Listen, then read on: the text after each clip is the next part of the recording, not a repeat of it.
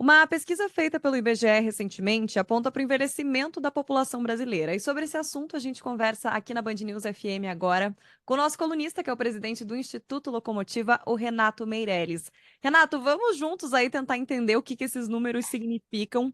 A gente tem a população idosa crescendo muito mais rápido do que a população jovem. Hoje os 60 a mais, digamos assim, representam ali 15% da população brasileira. O que explica esse cenário? Olha, basicamente porque as pessoas estão tendo menos filho e estão demorando mais para morrer, né? Então, essa equação onde as pessoas demoram mais para morrer. E por que que elas demoram assim tão mais para morrer? Porque tem menos gente passando fome na miséria. Nós temos mais brasileiros sendo vacinados e temos um sistema público de saúde que funciona melhor do que de outros locais do mundo, tá? Então, o SUS é algo que é praticamente brasileiro, mas ele acaba impedindo aí com que várias pessoas morram. Então, com isso, a expectativa de vida das pessoas vão subindo. Ela tem mais dinheiro para se cuidar, tem distribuição de remédio, né? Elas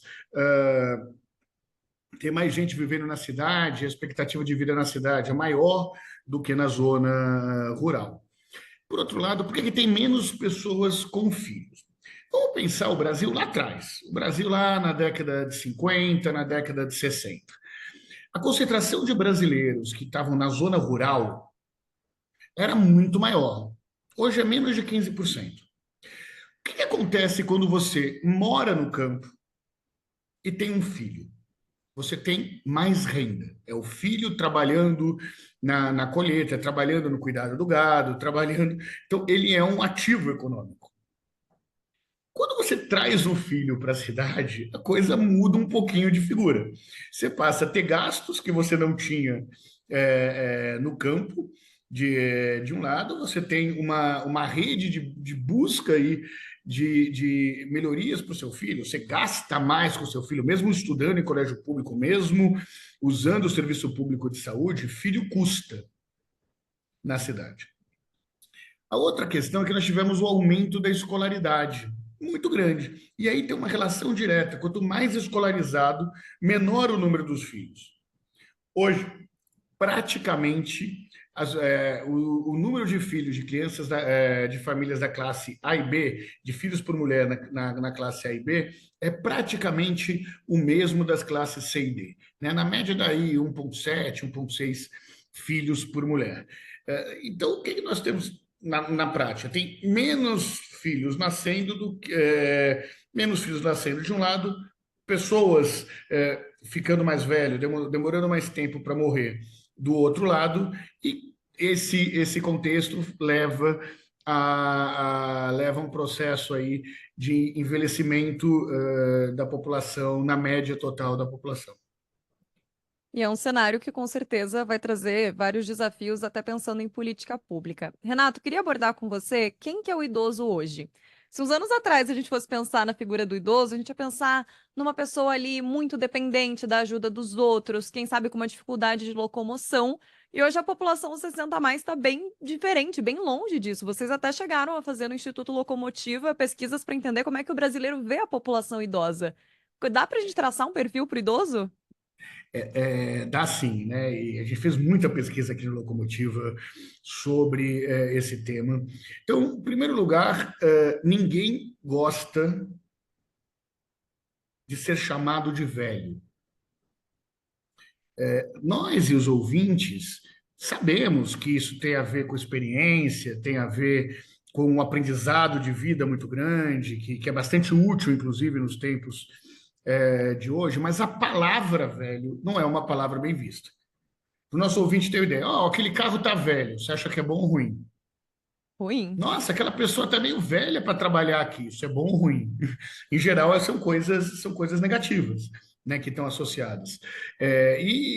Quando você fala maduro, experiente, as coisas, a imagem que as pessoas têm começa a mudar. Mas o mais importante é essa diferença da forma em que a população enxerga os brasileiros mais velhos do que esses próprios brasileiros se enxergam, né? Esses brasileiros querem se sentir em idade sexual ativa.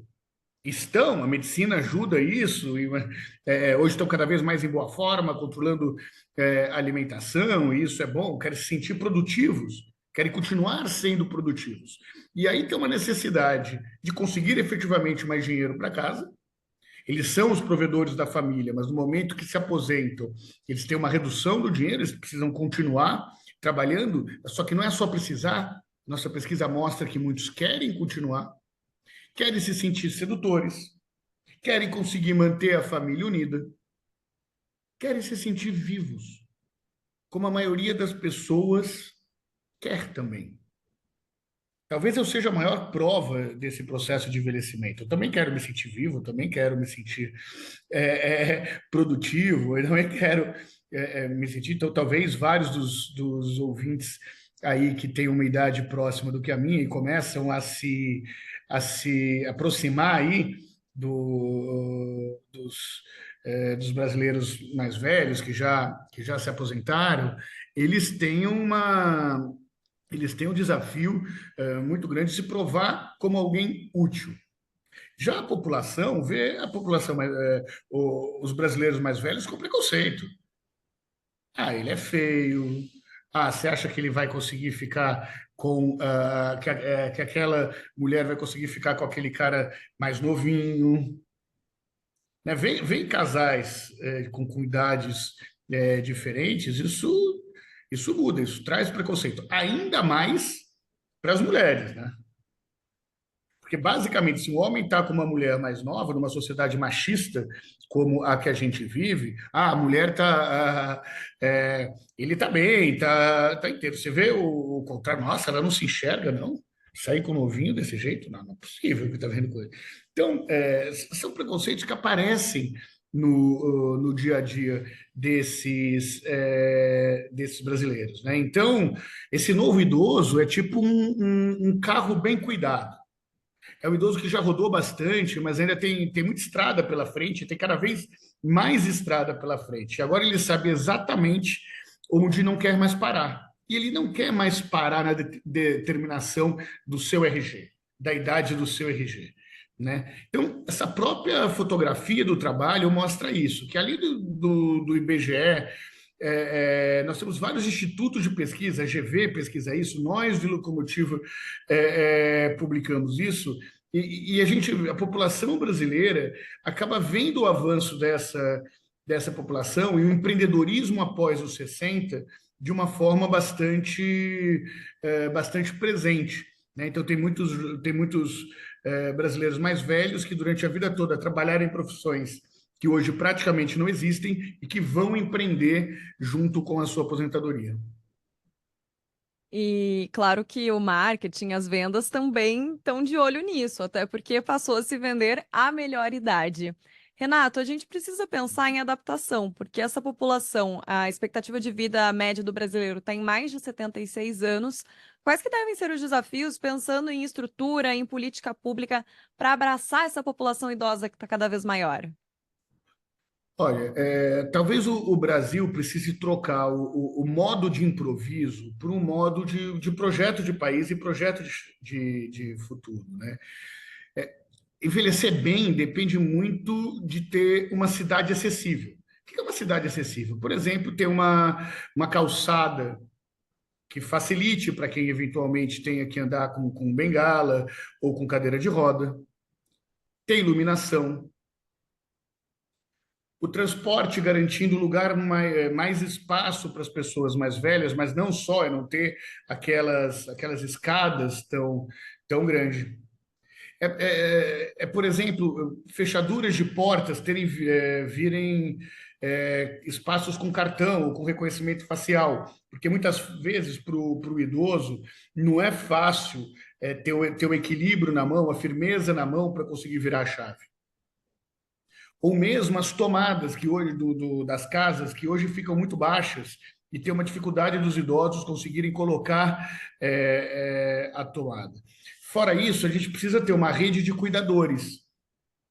Se eles vão viver mais, eles vão precisar de cuidados médicos por um número maior de tempo. Então, o sistema de saúde, o sistema de cuidados tem que considerar esse envelhecimento da população, né? E tem que se ter, de alguma forma, redes de financiamento para tudo isso, né? A gente está, imagina uma situação do seguinte: a gente está montando uma festa com um convidado já na porta, né? Vamos imaginar que seja o Brasil idoso chegou, né? Esse brasileiro idoso. E ainda tem casa que não tem rampa, que não tem cadeira, que não tem linhas, luz boa que permita com que eles consigam chegar. São coisas muito práticas. Então, isso é um exercício de política pública que parta pela demanda das pessoas, que olhe pelo olhar do cidadão, desse cidadão que pagou mais impostos do que qualquer outro, desse cidadão que falaram que tinha que diminuir, tinha que aumentar a idade da aposentadoria, mas não ensinaram ele novas profissões, e que na prática também são arrimos de muitas famílias. São eles que sustentam parte considerável das famílias brasileiras. Acho que está aí um pouco do desafio, lembrando que é um mercado gigantesco, né? É um mercado que fatura quase R$ 1 trilhão por ano, é um mercado que começa a estar bastante conectado. Nós já temos 2/3 da população com 60 a mais que estão conectados na internet, mas que precisam se adaptar a esse novo universo de tecnologia. Renato, a gente olhou para uma ponta, vamos olhar para outra agora. Países como a China, por exemplo, tiveram a lei do filho único, que hoje é um problema, porque esses filhos cresceram, essa população cresceu e eles estão sem mão de obra. Na Europa, o envelhecimento da população é uma demanda super antiga. Sempre surgem aquelas notícias de microcidades em algum país da Europa que estão pagando as pessoas para irem morar lá. Aqui no Brasil, já são os impactos ou podem ser os impactos num futuro, digamos, relativamente próximo, desse envelhecimento da população de um lado e de menos nascimentos do outro? Olha, é fantástico. A gente volta um pouquinho no papo da primeira conversa, no início do nosso papo, trazendo uma palavra nova, um conceito novo, que é o conceito do bônus demográfico. O que é o bônus demográfico? Aquele momento na sociedade em que a pirâmide etária, para o nosso ouvinte entender, a pirâmide etária é quando você vai falando quantos brasileiros tem de cada idade, né, por idade. Então, em geral, historicamente, você tinha uma pirâmide, ou seja, mais crianças nascendo do que pessoas morrendo com idade mais elevada. Com o tempo, a pirâmide etária foi mudando, e aí a gente chegou no bônus demográfico. O que mudou? Tinha mais gente de idade economicamente ativa do que crianças e do que idosos. É um momento de crescimento econômico que nós não aproveitamos tanto quanto deveríamos, não, mas que ainda dá tempo de correr atrás. Agora nós vamos passar a ter um número maior, para ser exato, em 2040, nós vamos ter um número maior de idosos do que de crianças e adolescentes, né? E aí, o que significa isso? Que tem menos gente contribuindo para a Previdência, né? Então, nós precisamos ter um sistema previdenciário que se adapte a isso, e isso é possível dando as condições para esses idosos continuarem no mercado de trabalho. E aí, por opção, tá? Eu não estou defendendo o aumento da idade de aposentadoria, não, mas que dê condições de eles, tecnicamente, terem condições de continuar trabalhando, de um lado, e uma participação maior de mulheres no mercado de trabalho, que também contribui aí para fazer durar mais esse bônus demográfico. Isso aconteceu na Europa 5 vezes mais tempo do que aconteceu no Brasil. Ou seja, o fim do bônus demográfico foi muito mais rápido no Brasil. A China teve que mudar sua política. Por quê? Porque se só tem gente lá em cima, você não tem gente para trabalhar, e a economia não cresce, né? Então, nós precisamos garantir emprego para as pessoas. E quando eu falo emprego, é condição de renda, tá? Pode ser empreendedorismo, pode ser freelance, pode ser o que for. Mas mecanismos de geração de renda, esse é o impacto que tem que ser dado. Um modelo de tecnologia que seja inclusiva, mas garantir o sistema de saúde e o sistema de cuidadores. Porque simplesmente, senão nós vamos ter uma série de pessoas que durante anos construíram sua história, que são corresponsáveis pelo crescimento do nosso país, acabando sendo vítima de pessoas que não estão pensando hoje nesse futuro. Então, o desafio, o envelhecimento é um fato. É um fato. O envelhecimento da população não vai mudar. Então, ou se resolve efetivamente os desafios econômicos, os desafios de governo que essa população que está envelhecendo exige, ou nós temos que ir para uma alternativa, e a alternativa não é nem um pouco boa. Né? A alternativa do envelhecimento é a pior alternativa que qualquer um pode querer. Mas eu sou um cara otimista, acho que o Brasil está olhando para frente. Temos vários ainda desafios, mas são desafios que podem, ao modo brasileiro, serem cumpridos, até porque eu estou chegando lá também, tenho um total interesse comum em chegar bem nessa história, estou quase lá. Com certeza, todo mundo quer chegar bem na famosa melhor idade. Renato, você falou de questões políticas e estruturais, falou da Previdência, agora, pouco mais cedo, você falava sobre adaptação de imóveis, pensando nessa população mais velha. Mas olhando para a baixa taxa de fecundidade, você falou das questões que levam a isso, o custo de um filho. Tem muita gente também que se preocupa com outras questões. Olha, eu não sei como é que vai estar o mundo quando meu filho estiver adulto. Mudanças climáticas vêm ali, a gente vive num país que vive seus caos, suas confusões. Tem alguma solução para as pessoas voltarem a querer ter filhos? Vamos lá, acho que a primeira questão é cuidar bem dos filhos que temos.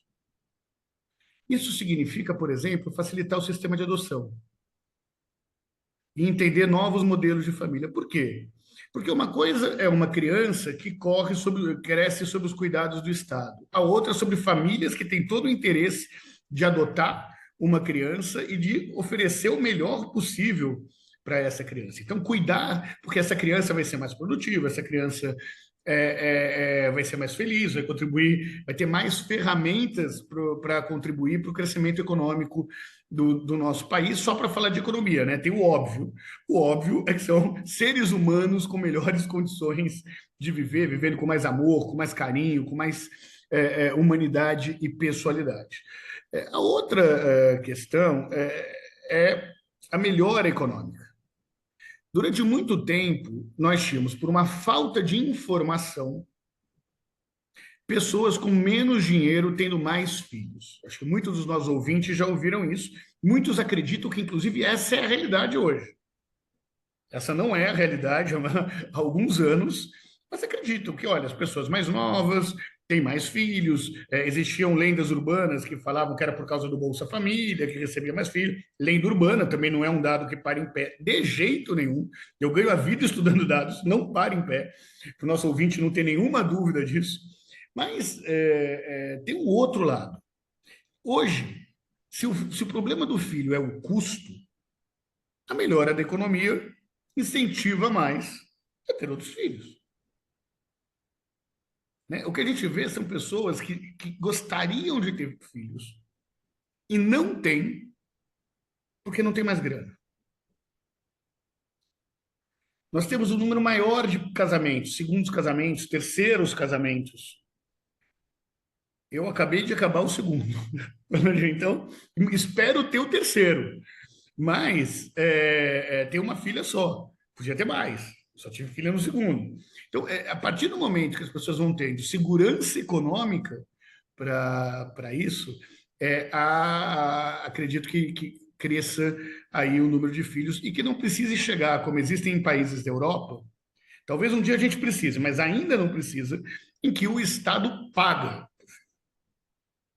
O Estado dá dinheiro para famílias terem filhos. Não é que, ó, estou te pagando para ter filhos. Isso é um jeito meio não científico de falar. Mas o Estado diga, olha, eu aumento a sua licença maternidade, eu dou essa licença paternidade, eu subsidio os custos com médicos.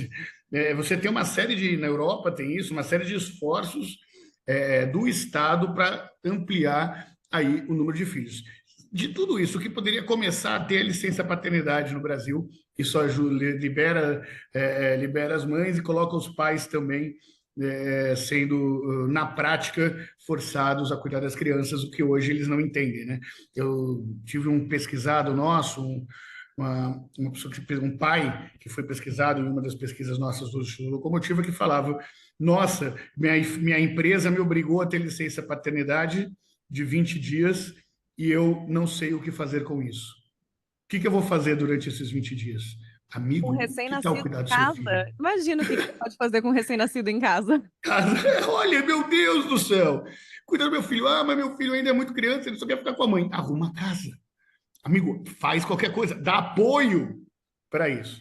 Mas é essa a realidade ainda do machismo estrutural que existe no Brasil e que também muitas mulheres não querem essa sobrecarga, com todo o direito de juntar, trabalhar, cuidar das crianças e cuidar da casa ao mesmo tempo, porque a realidade é que a mulher foi para o mercado de trabalho, mas o homem não foi cumprir a sua parte na divisão das tarefas domésticas.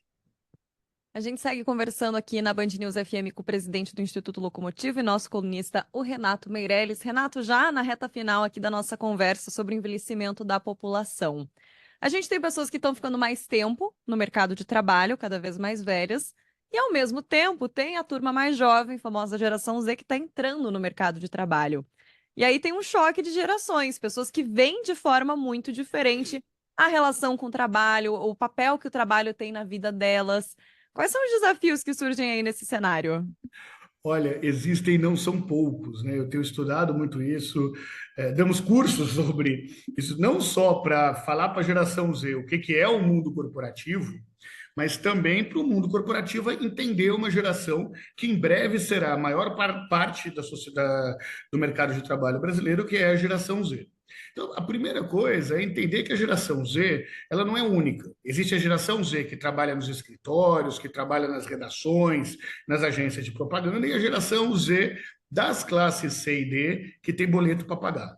Né? Então, vamos começar a dividir a geração Z entre quem tem boleto e quem não tem boleto para pagar. É uma grande diferença. Acontece que as gerações anteriores, que são os milênios, que hoje ocupam cargos de gerentes ou de supervisão, os geração X e os baby boomers, que esses já estão aposentados, mas a geração X, que é a minha, por exemplo, que tá quase lá, a gente tem uma dificuldade porque todo mundo teve um ritmo de trabalho que, ao invés de trabalhar as 8 horas por dia, trabalhava 10, 12. Aí chega a geração Z e fala, mas isso não é saudável. Cá entre nós, é mesmo saudável. A gente pode ter se acostumado, né? Pode ter esse compromisso, mas eu não acho que a geração Z está errada em dizer que, olha, isso não é saudável, isso interfere na saúde mental, a vida é mais do que o trabalho. Por outro lado, a geração Z é uma geração que cresceu muito profissionalmente na pandemia. Tem pessoas da geração Z que só trabalharam em home office até agora, em especial essa geração Z do escritório. Então, esse senso de grupo, de coletividade, de um ajudar o outro, um colega ajudar o outro colega, eles não têm isso. Esse compromisso com a entrega final. Meu amigo, eu preciso do seu texto, senão eu não gravo. Olha, eu preciso de um PowerPoint feito. Eles têm uma dificuldade maior, por conta desse contexto da pandemia, em lidar com isso. Então, por isso que eles mudam tanto de empresa. Não é só porque a empresa, muitas vezes, não tem o melhor ambiente ou o ambiente que eles desejam. É porque, muitas vezes, você tem que entregar. E essa ideia, quando você não tem amigos, você não consegue amigos no trabalho, você sai do trabalho com uma facilidade maior do que se você trabalhou em home office o tempo inteiro. Então, acho que tem um pouco dessas duas coisas agora. É uma geração com uma grande preocupação com as mudanças climáticas, é uma geração que trabalha com a questão da diversidade de uma forma muito mais forte, contundente, dá uma importância maior para esses temas do que as outras gerações, de liberdades civis, de direitos civis mais do que as outras gerações. Então, a gente tem prós e contras. Né? O que a gente tem visto nos nossos estudos é conversa. Conversa. Não os feedbacks diários que a geração Z exige, que é uma outra coisa, mas Dê os feedbacks, uma vez por mês, senta com a sua equipe, converse com as pessoas. Essa troca é importante, inclusive para a geração Z entender, e eles não entendem, que as pessoas mais velhas têm a sua sabedoria. As pessoas mais velhas sabem, já viveram um pouco mais para sair de crise, para entender qual é o problema real que está sendo discutido, no caso do jornalismo, qual pauta é mais relevante ou menos relevante para os ouvintes. Então, é uma questão de troca. Agora, conflito geracional não é uma exclusividade dessa geração, né? Cada vez que se muda de geração e que tem esse encontro de gerações no mercado de trabalho, a gente encontra algum conflito. O fato é que nós vamos melhorando desde então. A gente espera. Conversamos aqui na Band News FM com o nosso colunista, que a voz você já conhece, que é o presidente do Instituto Locomotiva, Renato Meirelles. Te agradeço demais, demais pelo teu tempo. Obrigada por conversar com a gente. Que privilégio estar aqui com vocês e convido todo mundo, terça-feira, 11h20, 11h30 da manhã no Station. Vamos ouvir Brasil em Retratos. Um beijo enorme e até mais.